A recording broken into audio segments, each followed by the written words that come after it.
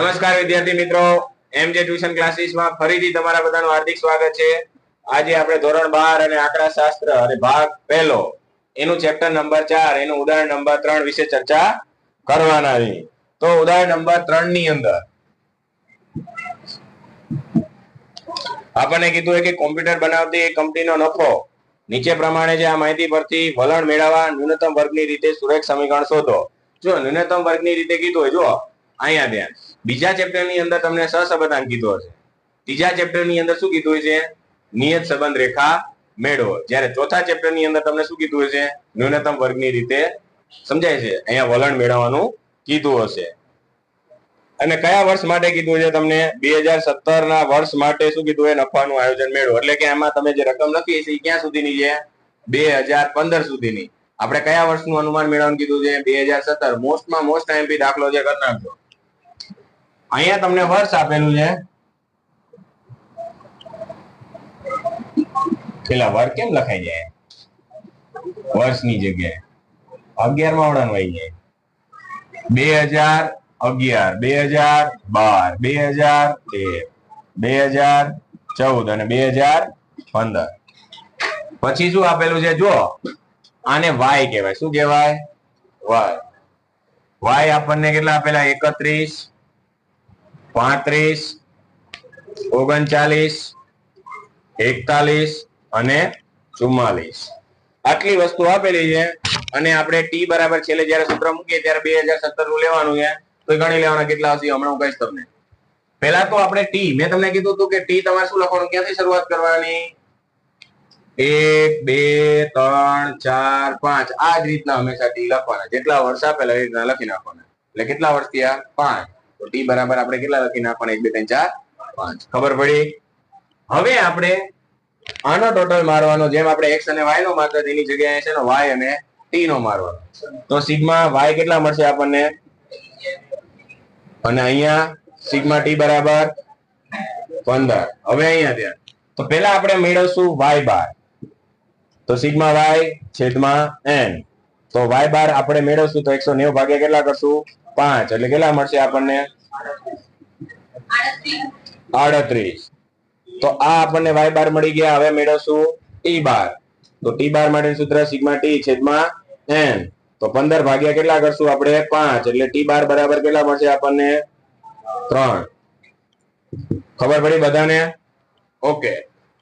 હવે આપણે અહીંયા સૂત્ર પહેલા મૂકીએ એટલે આપણને ખબર પડે કે શું જોઈએ છે આપણે. b બરાબર નું સૂત્ર શું હતું? કે n સિગ્મા ty. પછી માઇનસ, થોડું નીચે રાખીએ દેખાય. અહીંયા આપણે b બરાબર નું સૂત્ર n sigma ty minus sigma t અને ગુણ્યા સિગ્મા y અને છેદમાં n સિગ્મા t નો સ્ક્વેર માઇનસ સિગ્મા t નો કાઉન્સ ઉપર સ્ક્વેર. તો એનો મીનિંગ આપણે અહીંયા જોઈએ છે શું? t અને y, કે y t લખો, કઈ ફેર પડે નહીં. તમે ty લખી શકો છો અથવા તો શું લખી શકો છો? yt. અને છેલ્લે અહીંયા શું કરી નાખવાનો? t નો સ્ક્વેર. ખબર પડી બધાને?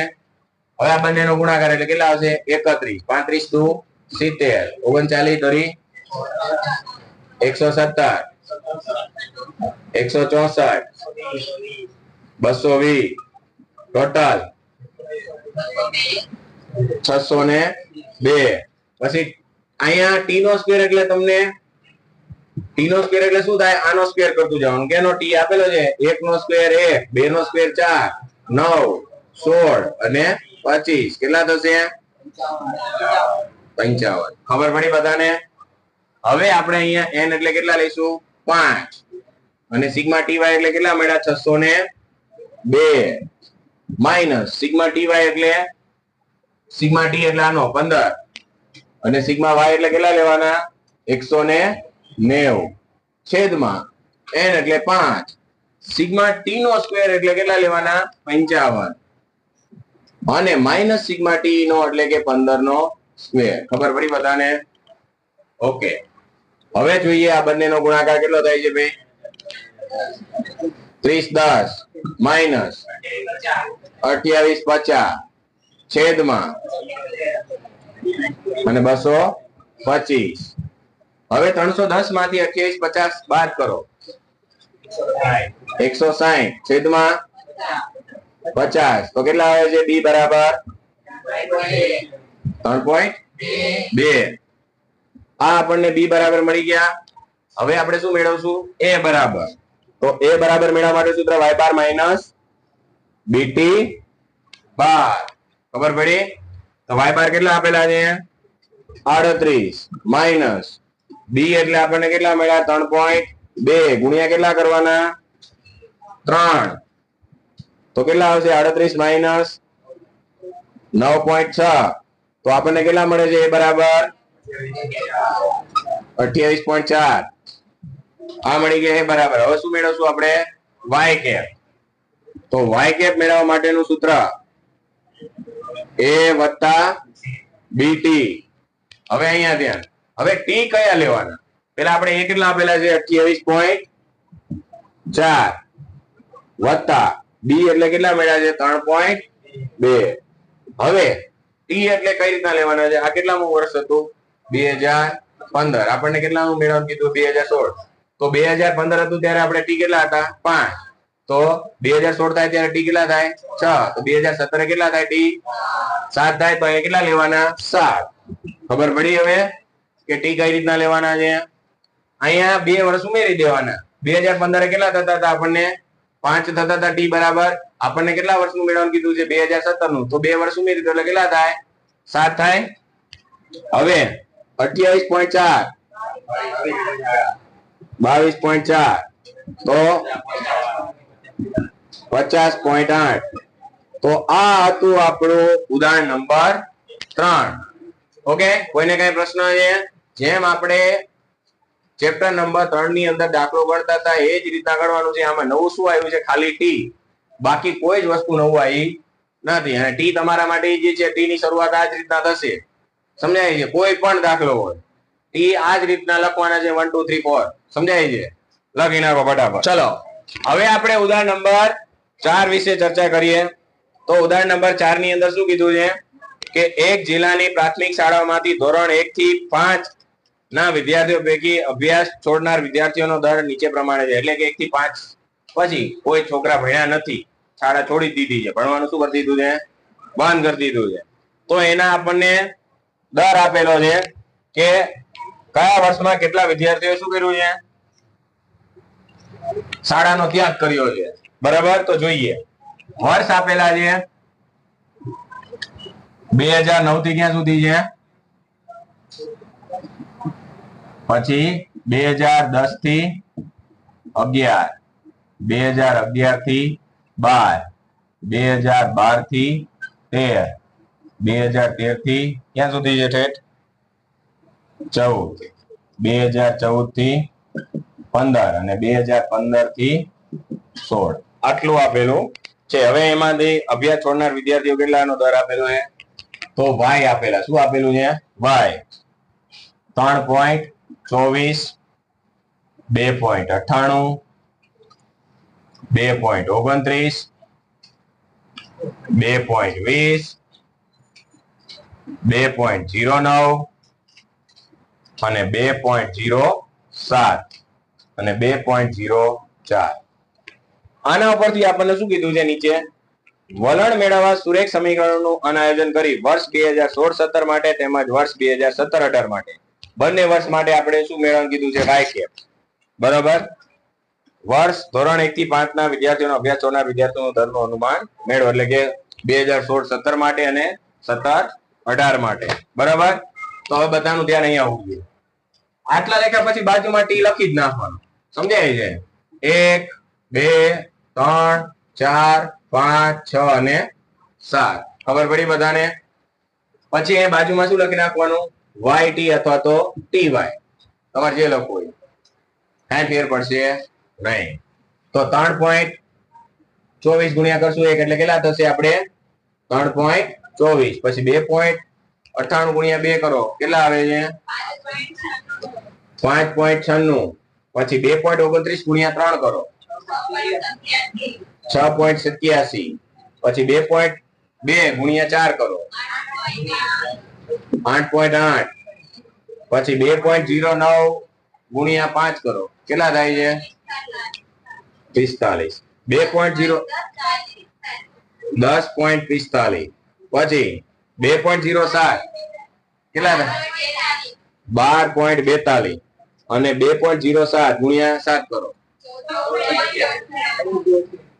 14.28 હવે આપણને yt મળી ગયા હવે શું મેળવશું આપણે t નો સ્ક્વેર તો 1 4 9 16 25 36 અને 49 તો કેટલા થશે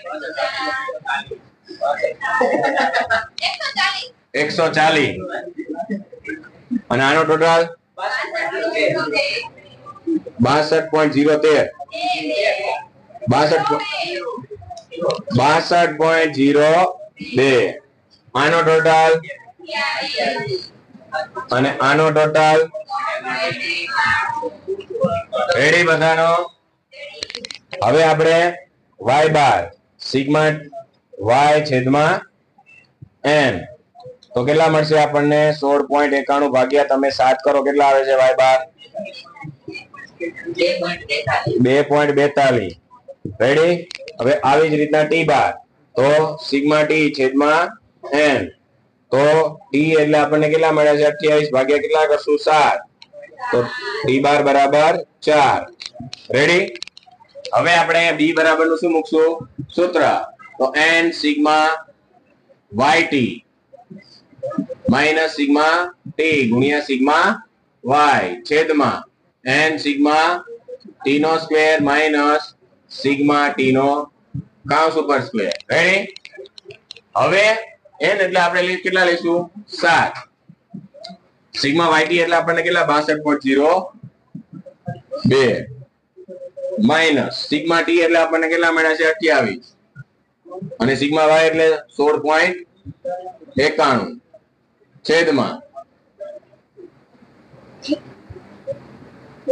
છેદમાં 7 ગુણ્યા t નો સ્ક્વેર કેટલો મેળવ્યો છે આપણને 140 માઈનસ 28 નો વર્ગ ચલો કેટલા આવે છે ભાઈ ગુણાકાર કરો તો 7 ગુણ્યા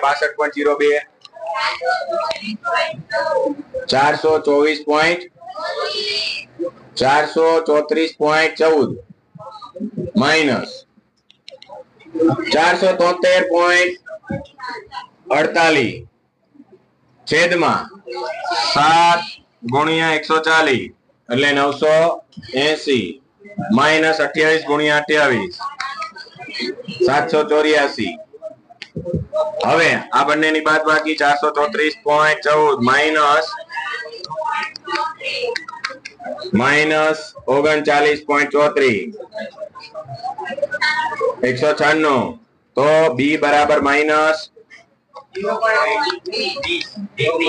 0.2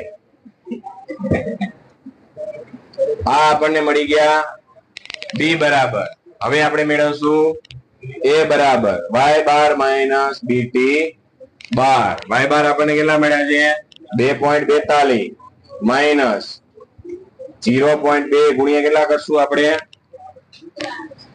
4 તો 2.42 માઈનસ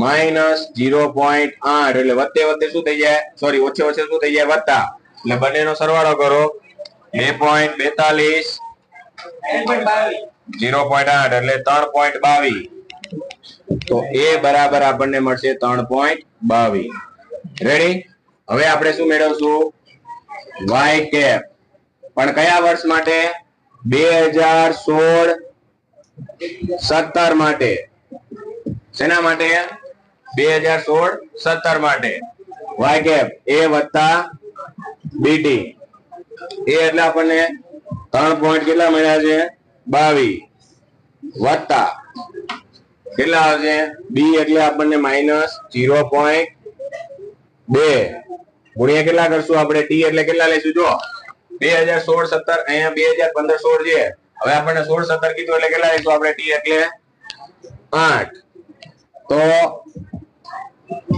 3.22 માઈનસ કેટલા આવશે 1.6 તો બાદ બાકી બાદ બાકી કરો કેટલા આવે છે વાય કે બરાબર 1.62. તો આ આપણને પેલા 2016-17 માટે મળી ગયા. હવે આપણે શું મેળવશું 2017 અને 18 માટે.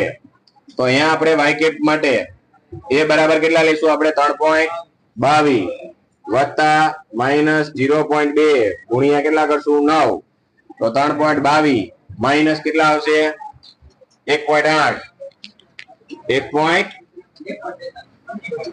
અને અહીંયા કેટલા આવશે આપણે વાય કેપ બરાબર 1.42. તો આ હતું આપણું ઉદાહરણ નંબર 4. ઉદાહરણ નંબર 4 સમજાય છે? ક્યાં?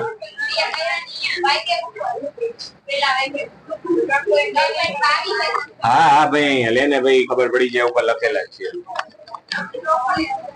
લાગી નાખો ફટાફટ.